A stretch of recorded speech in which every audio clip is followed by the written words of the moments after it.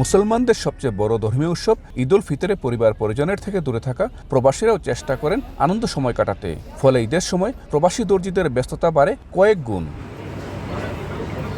Kuwait সিটির সুক আল ওয়াতানে রয়েছে বাংলাদেশি মালিকানাধীন অসংখ্য দর্জির দোকান। ঈদের আগেই দোকানগুলোতে দেখা যায় গ্রাহকদের উপচে পড়া ভিড়। নতুন পোশাক তৈরি করতে আগেভাগেই দর্জির শরণাপন্ন হন অনেকে।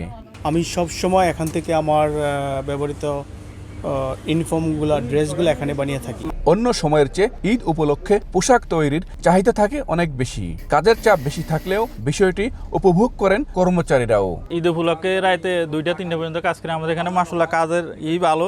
এখানে প্রচুর কাজ হয়, আমরা সুন্দরভাবে কাজ করি যাতে কাস্টমার খুশি হয়ে আবার আমাদের এখানে আসে। বিশেষ করে আমাদের বাংলাদেশি বাইরে যারা এরাই বানায় বেশি আর কি। করবেন যা দেশে যাওয়ার সময় এগুলো তারা তৈরি করে বেশি।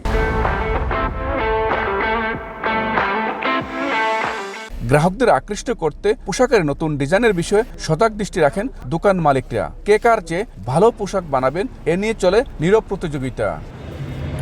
কুয়েত সিটির সুক আল ওয়াতানে থেকে মঈন সুমন, সময় সংবাদ।